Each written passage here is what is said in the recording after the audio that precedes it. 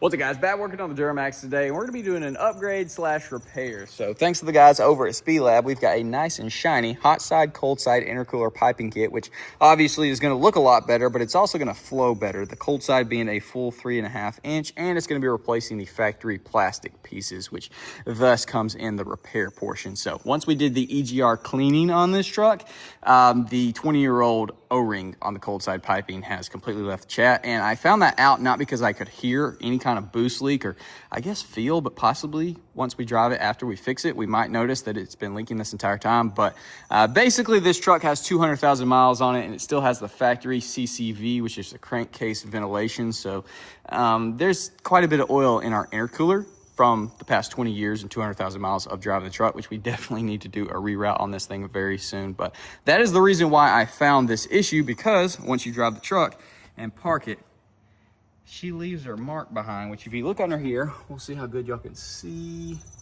There she is, right there. That is our factory pipe, which you can see the freaking oil's coming off of that. Yeah.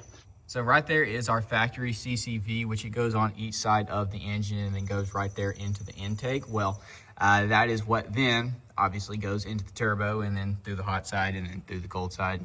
Yeah, back up into here. So we're gonna be doing a reroute on that very soon. But I say let's go ahead and start by replacing our hot side pipe right here, which, is that a factory pipe? I don't think so. It doesn't, maybe it did. I don't know. We're gonna start with an 11 mil, get this hot side piping off the turbo. Just finagle that. There she is. Now let's go down below and get it off completely. All right. Now we're just gonna carefully snake this guy out of there. This thing definitely looks a lot smaller. Got a cable hung up top. There we go. Well, it's pretty easy to see when you got them side by side, the size difference between them. This new pipe has got to be at least an inch larger, which might make it a little bit more fun to get it back up into place, but it definitely should be able to flow more air. We've got our new clamps, our new boots, and I think this is the correct orientation. So this guy should go on to here.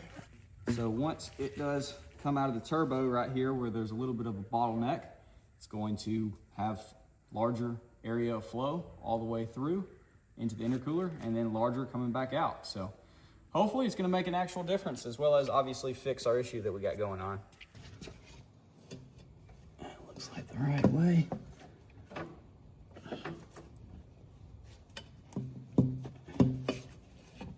Come on, baby. Oh, yeah.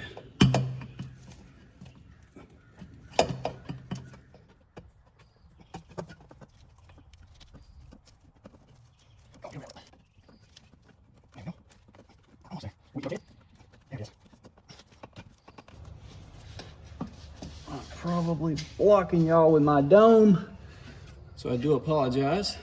Just all the way up on there. Just like that. Probably need to pull it in.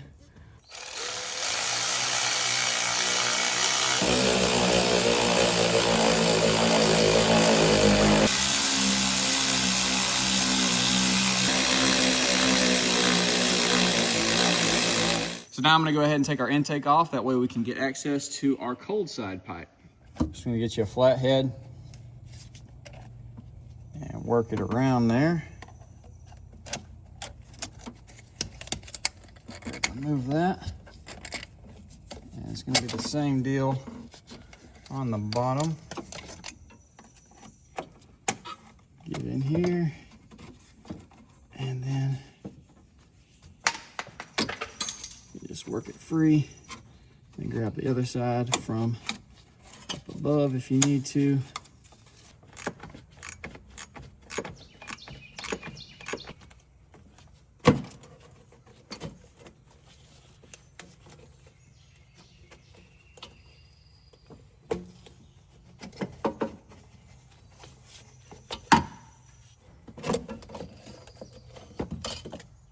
Now to install our new parts, you want to go ahead and take your supplied O-rings, put a little oil on them, and then sit them down in the groove all the way around, of course. And then take your factory clips, the things that we took off to begin with, and put those back into place. If they were bent too far or something when you took them off, just squeeze them, bend them back into place, and then slip them into here.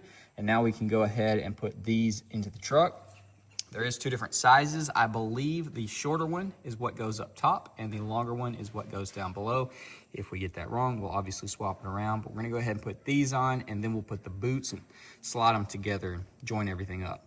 Now I have a feeling this whole thing is gonna be a whole lot easier to get back in there if we remove this bracket, which it looks like we've got an AC line on it, a coolant bottle, and I think that's it. Just these two bolts up here. So I'm gonna go ahead and snatch that out. That way we have full access to putting this thing back in there. Well, that took all of about 2 seconds to remove. So I would highly suggest removing that before you even begin this install. Taking your old one out, it's just gonna make life a whole lot easier.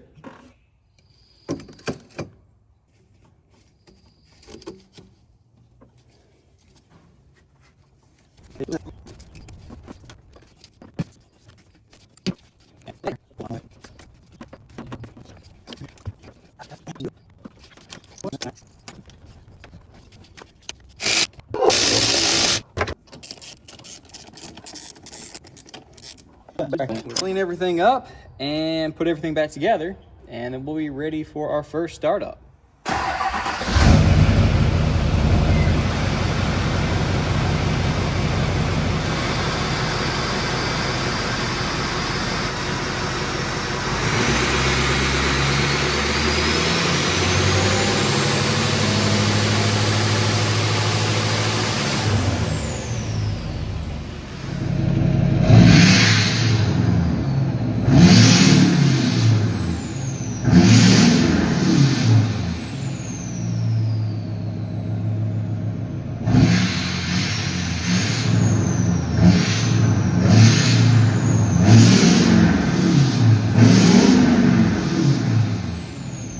I think I totally forgot to put our fender well liner in over here because I ended up doing a couple of modifications. I did.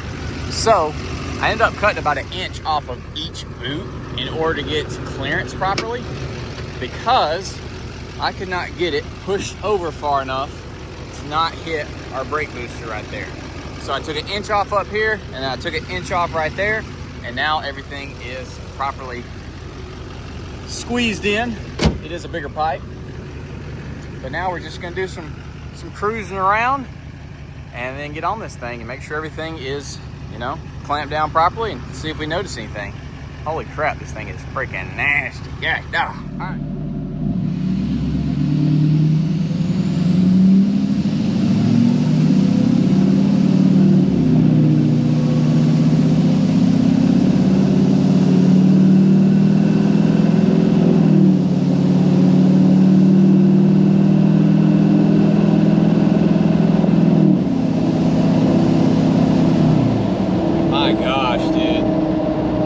Sounds so freaking good. It's so crazy jumping out of this and going in the 6-liter and then going into Cummins. Obviously the Cummins is like the least, it's the most underwhelming sound wise. You just hear the big turbo starting to spool up, and that's really it. The 6-liter is hard to freaking top. It sounds so good. You got the turbo and then you got a lot of exhaust, but same kind of deal here. You got kind of the best of both worlds. Can't speak.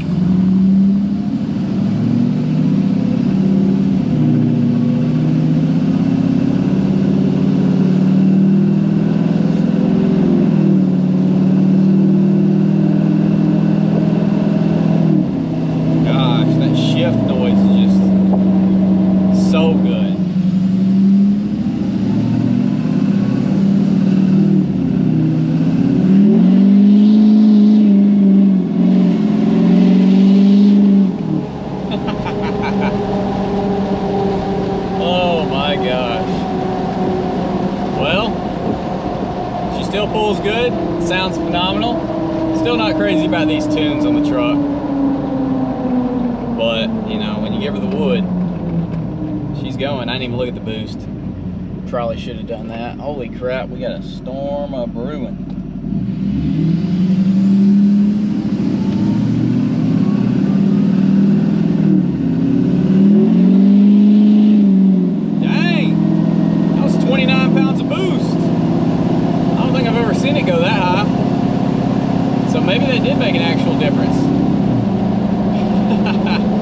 definitely felt great right there, which normally dropping this truck after dropping the Cummins, it's a little underwhelming, but when you put your foot to it, she still gets down. And that's tune 3, so that's like 120 horse tune, so it's feeling good.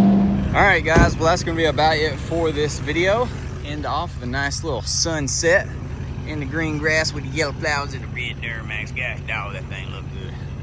But hopefully y'all did enjoy this install. Shout out to SpeedLab for sending us out their piping kit.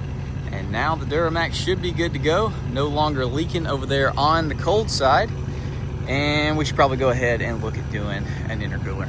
That probably would be the smart thing to do, but we also just need to do a CCV reroute, and then we won't have any more of those oils going back into our intake system, building up, and then of course finding their way out, which we shouldn't have that issue anymore. So pretty straightforward install, a little finagling, a little doing, but got the job done, and the duramax is happy about it. So that's gonna be about it. Drop a comment, leave a like, subscribe if you're new, ring that bell notification. I'll see y'all boys in the next one.